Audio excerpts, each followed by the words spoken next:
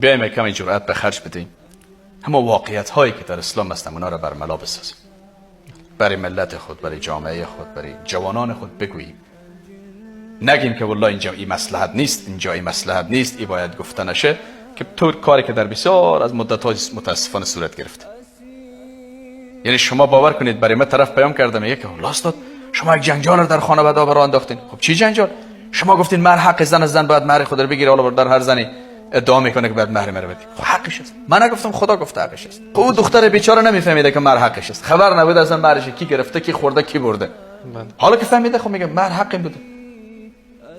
یا امروز میخواد دخترش به عقد ازدواج کسی در بیاره، دختر خب فهمیده است، میگه پدر مهر حق خود است، من اختیار خود دارم که به اصطلاح مهر خود برید میبخشم یا مصرف میکنم در جای. به عنوان مثال گفتم.